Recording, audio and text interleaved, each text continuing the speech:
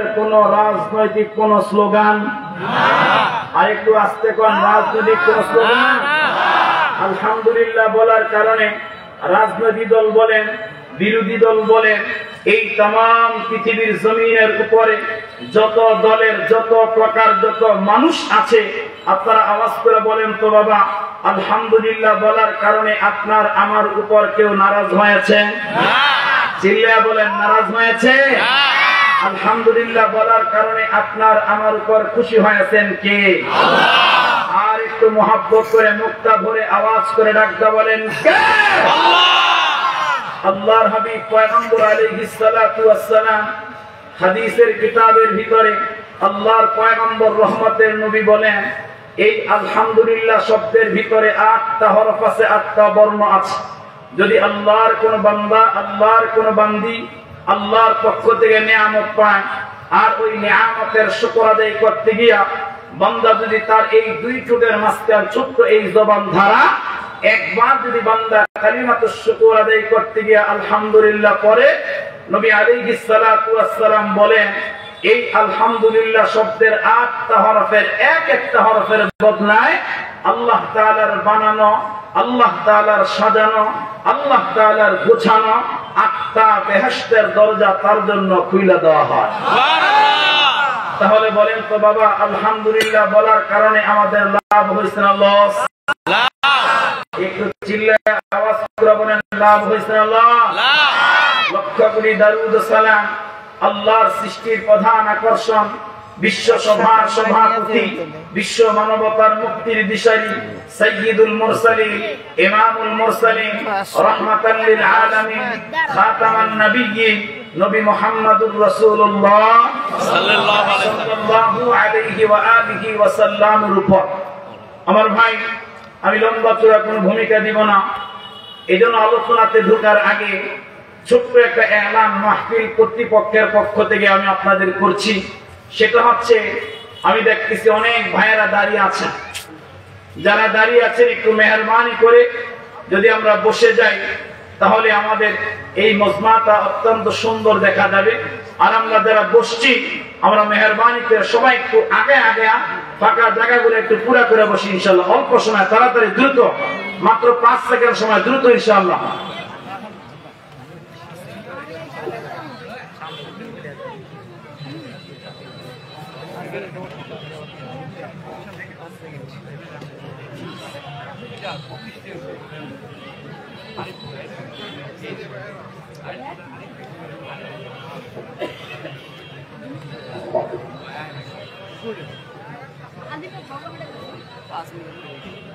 আমার ভাই, আমি লম্বা চূড়া কোনো ভূমিকা দিব না, আর লম্বা চূড়া ভূমিকা দেওয়ার মতো অভ্যাস আমার নাই।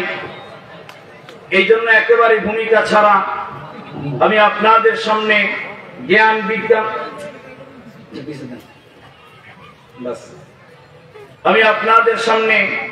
জ্ঞান বিজ্ঞান ধর্ষণ সাহিত্যের অমর রত্ন ভান্ডার পবিত্র মহাগ্রন্থ আল কোরআনুল কারীমের 3 নম্বর পারায় অবস্থিত সূরার নাম সূরাতুল বাকারা।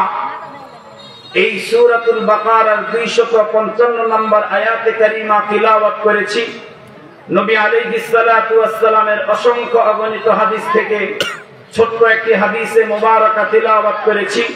আল্লাহ পাক রব্বুল আলামিন চায় তো এই আয়াতে কারিমা এবং হাদিসে মুবারাকাকে সামনে রেখে নির্ধারিত সময়ে নির্ধারিত বিষয়ের উপরে তাফসীরি হাইসিয়তে আল্লাহ তাআলা আমাকে কিছু আমলের কথা মুযাকারা করা, আর কথাগুলো আমাদের সকলকে আল্লাহ তাআলা শেষ পর্যন্ত বসে আমলের নিয়তে শ্রবণ করার তৌফিক দান করুক। সকলে বলেন আমিন।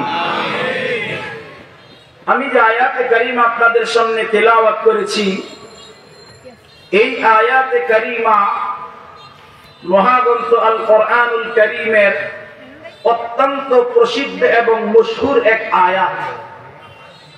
যে আয়াতে কারিমাকে আমরা বাংলাভাষী মানুষ যারা আছি, এই আয়াতে কারিমার বাংলা একটা নাম হিসাবে আমরা জানি। এই আয়াতে কারিমার নাম হচ্ছেন আয়াতুল কুরসি। বলেন তো নাম কি? আয়াতুল কুরসি। আয়াতুল কুরসি।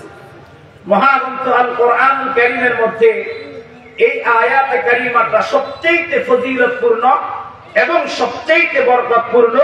কুরআনুল কারীমের মধ্যে এই আয়াতে কারিমাটা মহান রব্বে কারীম আল্লাহ শ্রেষ্ঠ এবং মর্যাদা করে আল্লাহ পাক রব্বুল আলামিন তার কোরআনের মধ্যে নাযিল করেছে। সুবহানাল্লাহ। আমার ভাই, আমি এই আয়াতে কারিমার আলোচনাটা আপনাদেরকে বোঝানোর সাথে আমি এই আলোচনাটাকে আপনাদের সামনে 5 ভাগে ভাগ করব। কয় ভাগ? 5 ভাগ। বলেন না কয় ভাগ? 5 ভাগ।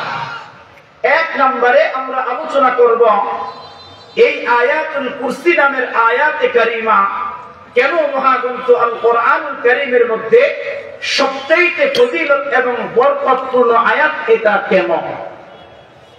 2 নম্বর, এই আয়াতুল কুরসি নামের আয়াতে কারিমা কেন মহাগ্রন্থ আল কোরআনুল কারীমের মধ্যে এই আয়াতে কারিমাটা কেন শ্রেষ্ঠ আয়াত। 3 নম্বর, এই আয়াতে কারিমা তিলাওয়াত করার ধারা।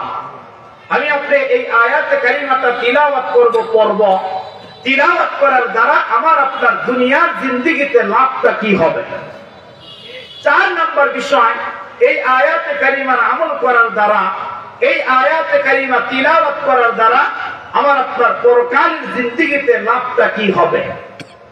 5 নম্বর বিষয়, এই আয়াতে কারিমাতে মহান রব্বে কারীম আল্লাহ তার নিজের কোয়ালিটি, তার নিজের গুণ, তার নিজের সিফাত, অর্থাৎ আল্লাহ জি আল্লাহ হলেন, তিনি যে রব হলেন, তিনি যে আসমানওয়ালা জমিনওয়ালা কুল কায়নাতের মালিক হলেন, অর্থাৎ তিনি যে আল্লাহ হলেন মহান রব্বে কারীম আল্লাহ। এই আয়াতে কারিমার মধ্যে আল্লাহ তার নিজের 10টা কোয়ালিটি, তার নিজের 10টা গুণ আল্লাহ পাক, অর্থাৎ তার নিজের পরিচয় আল্লাহ পাক এই আয়াতে কারিমার মধ্যে তুলে ধরছে। সুবহানাল্লাহ। এই হলো আমাদের 5টা বিষয়। তাহলে আসেন, লম্বা চূড়া তাকরীর করার সময় হয়তো হবে না, এই জন্য একেবারে সংক্ষিপ্ত ভাবে 1 নম্বরে এই আয়াতে কারিমাটা কেন মহাগ্রন্থ আল কোরআনুল কারীমের মধ্যে অত্যন্ত দামি এবং ফজিলতপূর্ণ আয়াত, এটা কেন। এটা আমার কথা নয়, এটা আল্লাহর পয়গম্বর আলাইহিস সালাতু ওয়াস সালামের কথা, অর্থাৎ এটা আমার আপনার পয়গম্বর জনাবে মুহাম্মদুর রাসূলুল্লাহ সাল্লাল্লাহু আলাইহি ওয়া আলিহি ওয়াসাল্লামের কথা।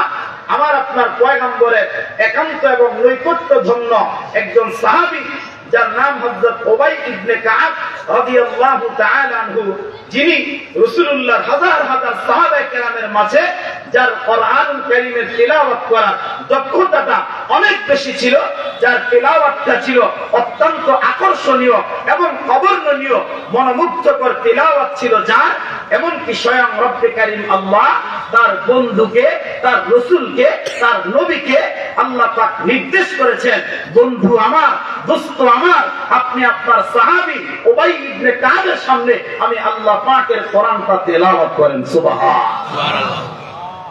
আল্লামা ইমাম আনাস ইবনে মালিক রাদিয়াল্লাহু তাআলা আনহু থেকে একটা লম্বা চূড়া হাদিস বয়ান করে হযরত আনাস ইবনে মালিক বলেন, নবী আলাইহিস সালাতু ওয়াস সালাম একদিন হযরত উবাই ইবনে কাব রাদিয়াল্লাহু তাআলা আনহুকে ডাইকা বললেন, উবাই, মহান রব্বে কারীম আল্লাহ আমাকে স্বয়ং আল্লাহ পাক নির্দেশ করেছেন আমি যেন তোমার সামনে কোরআনটা তিলাওয়াত করি, আমি যেন কোরআনটা তোমার সামনে পড়ি।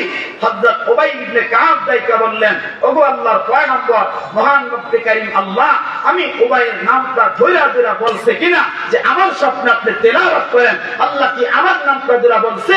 নবী আলাইহিস সালাতু ওয়াস সালাম বলেন, উবাই, হ্যাঁ, মহান রব্বে কারীম আল্লাহ স্বয়ং আমাকে আল্লাহ পাক তোমার নামটা ধইরা আল্লাহ তাআলা এই কথা জানাইছে আমি মুহাম্মদুর রাসূলুল্লাহ যেন তুমি উবাই ইবনে কাবের সামনে আমি আল্লাহ পাকের কোরআনটা যেন তিলাওয়াত করি। সুবহানাল্লাহ।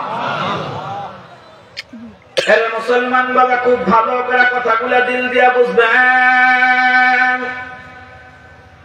এ বাবা, নবী আলাইহিস সালাতু ওয়াস সালাম যখন বললেন, উবাই, আল্লাহ পাক রব্বুল আলামিন আমাকে বললেন তোমার সামনে যেন আল্লাহ পাকের কোরআনটা তেলাওয়াত করি।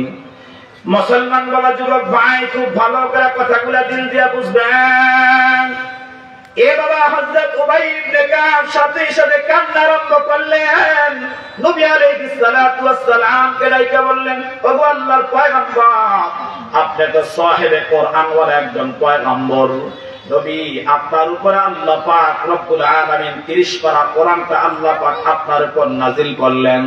ওগো আল্লাহর পয়গম্বর, আপনি যদি আমার সামনে কোরআনটা তিলাওয়াত করেন, আপনি যদি আমার সামনে কোরআনটা পড়েন, ওগো আল্লাহর পয়গম্বর, আমার দিলের মধ্যে ভয় হয়, আমার দিলের মধ্যে একটা টেনশন হয়। মুসলমান বাবা, আল্লাহ পাক রব্বুল আলামিনের পয়গম্বর ইমাম মুসলিম একটা হাদিস বয়ান করলেন। নবী আলাইহিস সালাতু ওয়াস সালামের সাহাবী হযরত উবাই লম্বা করে বললেন, নবী আলাইহিস সালাতু ওয়াস সালাম আনু ভাইকে একদিন ডাইকা বললেন, উবাই, আল্লাহ পাক রব্বুল আলামিন তার কালামের মধ্যে আল্লাহ তাআলা হাজার হাজার আয়াতে কারিমা নাযিল করলেন। মহান রব্বি কারীম আল্লাহ তার কোরআনের মধ্যে আল্লাহ হাজার হাজার আয়াতে কারিমা দিয়া আল্লাহ পাক তার কালামটা নাযিল করলেন। ও ভাই, তুমি বলো, তুমি কি বলতে পারো কোরআনুল কারীমের মধ্যে সবচাইতে ফজিলতের দিক দিয়া এবং সবচাইতে বরকতের দিক দিয়া কোন আয়াতে কারিমা? মুসলমান বলা, নবী আলাইহিস সালাতু ওয়াস সালামের সাহাবী হযরত উবাই ডাইকা বললেন, পয়গম্বর, কোন আয়াতে কারিমাটা সবচাইতে দামি, কোন আয়াতে কারিমা অত্যন্ত ফজিলত এবং বরকতপূর্ণ? ওগো আল্লাহর পয়গম্বর, আল্লাহু ওয়া রাসূলুহু আ'লাম, এই কথাটা একমাত্র আল্লাহ এবং আপনি নবী সবচাইতে ভালো জানেন। সুবহানাল্লাহ। কোরআনুল কারীমের মধ্যে সবচাইতে ফজিলতের দিক দিয়া এবং সবচাইতে বরকতের দিক দিয়া কোন আয়াতে কারিমাটা, হে আল্লাহর পয়গম্বর, এটা আল্লাহ এবং আপনি নবী সবচাইতে ভালো জানেন। নবী আলাইহিস সালাতু ওয়াস সালামের সাহাবী এই কথা যখন বললেন, আল্লাহর পয়গম্বর আলাইহিস সালাতু ওয়াস সালাম দ্বিতীয়বার আবার প্রশ্ন করলেন, হে উবাই ইবনে কাব, বলো না এই কোরআনুল কারীমের হাজার হাজার আয়াতে কারিমার মধ্যে, হাজার হাজার আয়াতের মধ্যে কোন আয়াতে কারিমাটা একেবারে আল্লাহ তাআলা ফজিলতপূর্ণ কইরা বরকতপূর্ণ করে আল্লাহ পাক নাযিল করেছেন? হযরত উবাই ইবনে কাব আবার প্রথমবারের মতো জবাবটা দিয়ে দিলেন, হে আল্লাহর পয়গম্বর, আল্লাহু ওয়া রাসূলুহু আ'লাম, কোন আয়াতে কারিমাটা দামি, কোন আয়াতে কারিমাটা ফজিলতপূর্ণ? হে আল্লাহর পয়গম্বর, এটা আল্লাহ এবং আপনি নবী সবচাইতে ভালো জানেন। সুবহানাল্লাহ। আরে মুসলমান বাবা, খুব ভালো করে কথা দিল দিয়া বুঝবেন। এ বাবা, নবী আলাইহিস সালাতু ওয়াস সালাম তৃতীয়বার আবার প্রশ্ন করলেন, উবাই, আল্লাহ পাক রব্বুল আলামিন তোমাকেও তো আল্লাহ তাআলা কোরআনের অনেক জ্ঞান দান করলেন, আল্লাহ তোমাকেও তো কোরআনুল কারীমের অনেক ইলম দান করছে। ও ভাই, বলো বলো, তুমি তোমার ইলমের দ্বারা বলো আল্লাহ তাআলার কোরআনের সবচেয়ে ফজিলতপূর্ণ আয়াতে কারীমা কোনটা? মুসলমান বাবা, নবী আলাইহিস সালাতু ওয়াস সালামের সাহাবী হযরত উবাই আর কোনো কথা বললেন না।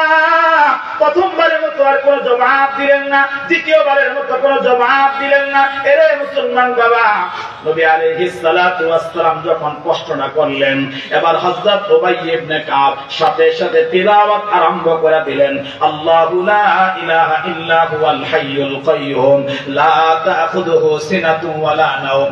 এতটুকু তিলাওয়াত যখন সাহাবীরা করলেন, এতটুকু তিলাওয়াত যখন সাহাবীরা করলেন, এরে মুসলমান বাবা, নবী আলাইহিস সালাতু ওয়াস সালাম সাথে সাথে নিজের হস্ত মোবারক উবাই ইবনে কাবের সিনাটার মধ্যে রাখলেন। আর সিনাটার মধ্যে রাখা আবার আপনার পয়গম্বর ডাইকা বললেন, ও ভাই, আল্লাহ তাআলা তোমাকে কোরআনের অনেক ইলম দান করেছে, আল্লাহ তোমাকে অনেক জ্ঞান দান করেছে। এরে ও ভাই, শোনো, রব্বে কারীমের প্রশংসা করলাম, আল্লাহর যে নিয়ামতের প্রশংসা করলাম, এই যে আয়াতে কারিমাটা তিলাওয়াত করলাম, এই যে আয়াতে কারিমাটা পড়লাম, এ সাহাবী শোনো, এই আয়াতে কারিমাটাই হচ্ছে আমার আল্লাহ পাকের কোরআনের সবচাইতে ফজিলত এবং বরকত।